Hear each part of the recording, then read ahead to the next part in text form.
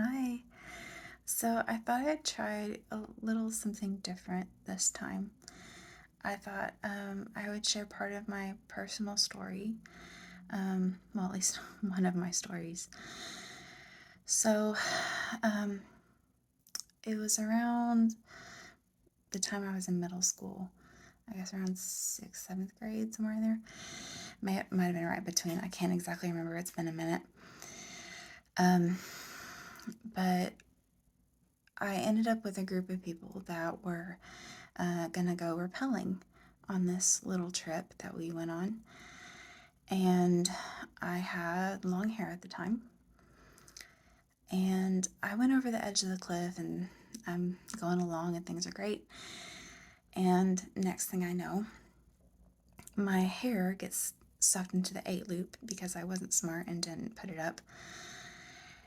And so I'm then hanging there, not able to go anywhere because it's pulling on my hair. And so most of the people that had come on the trip with us had already gone back to our cabin. My oldest brother was at the top with a few other people. And then, of course, there was the person at the bottom that was giving tension to the rope.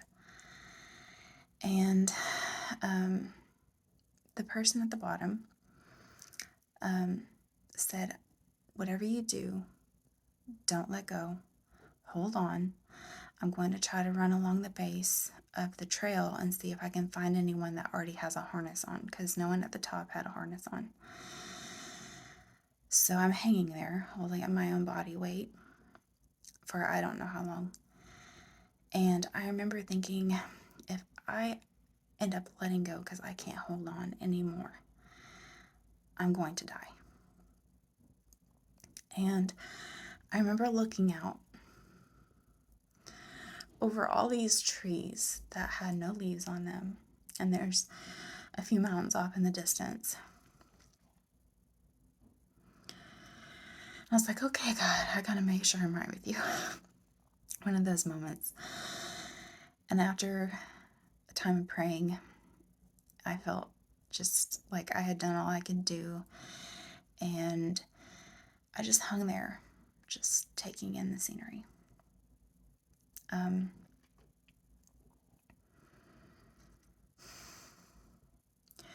remember eventually the person along the bottom came back and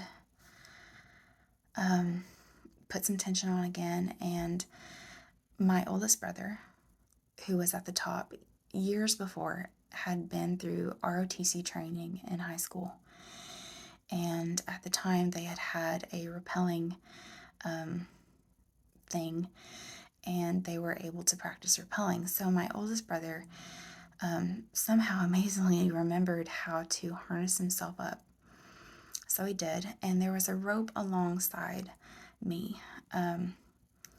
So he came down that rope and he stopped and he was trying to dig in his pockets looking for his knife. And he was going to cut my hair to try to set me loose. But as he's digging through his pockets, he ends up slipping some and not falling, sorry, but going further down the rope. Sorry, I didn't mean to freak you out there. But so he's below me, hanging from his rope, and he ends up having to reach up and grab my ankle, and he starts having to pull me to where I can stand on his lap. However, in the process of pulling me, it's ripping hair out of my scalp. And again, he tries looking in his pockets, can't find his pocket knife. And so the only other choice was to alternate between pulling on the 8 loop and slowly lowering us down. However, one thing I hadn't mentioned yet, in the course of all this, before he started lowering me, Um, the person at the base of the ropes that was giving tension had me hold on to my brother's rope instead, and they did something to my rope. And I remember him saying, whatever you do, don't try to hold on to your rope, because if you do, you're going to fall and die. And so I'm holding on to my brother's rope with my hands in my leather gloves, and he's, lowering us down, my screams reverberating off the cliffs. And finally we get to where we're close to the bottom. There was a big rock, like, I guess kind of like a boulder sort of thing. But the person at the base was able to kind of get me onto that rock, so I didn't have to get lowered all the way down to the ground. They managed to get me freed. And we managed to get back up on the trail and head to the cabin.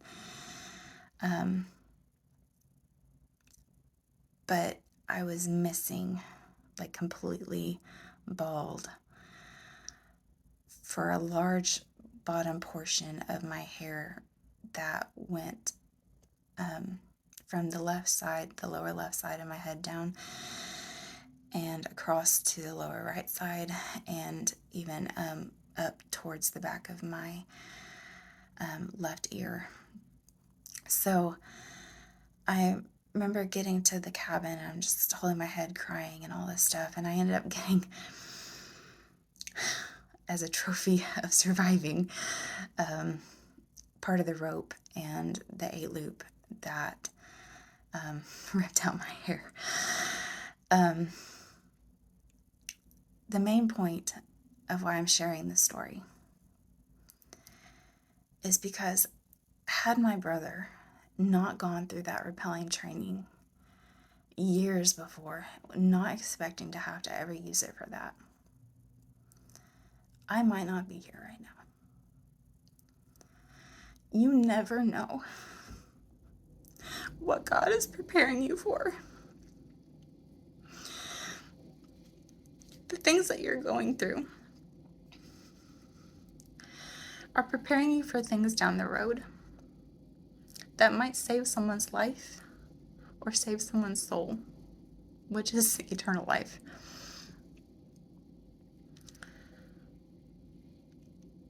I don't know what kind of pain you may be experiencing hanging on your cliff by the rope that you're clinging to.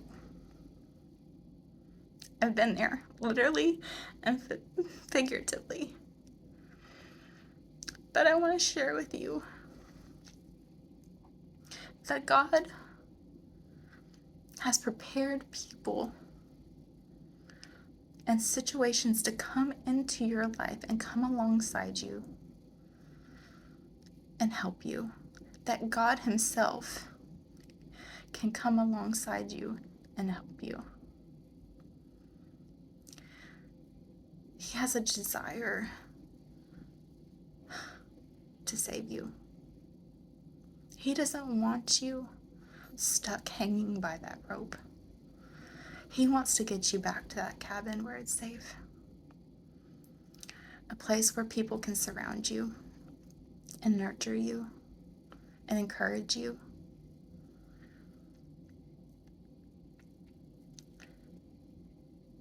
I hope that you can find hope today.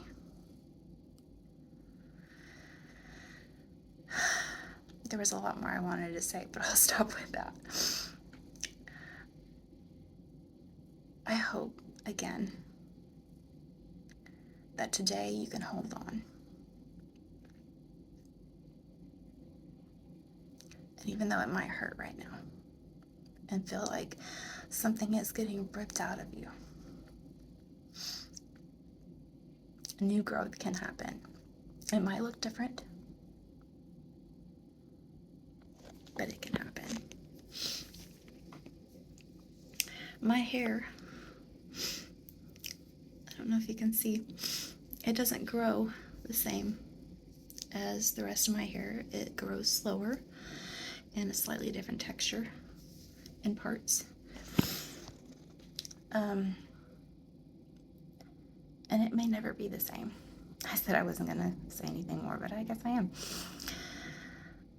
You may never be the same after what you're going through. You may grow a little differently from that.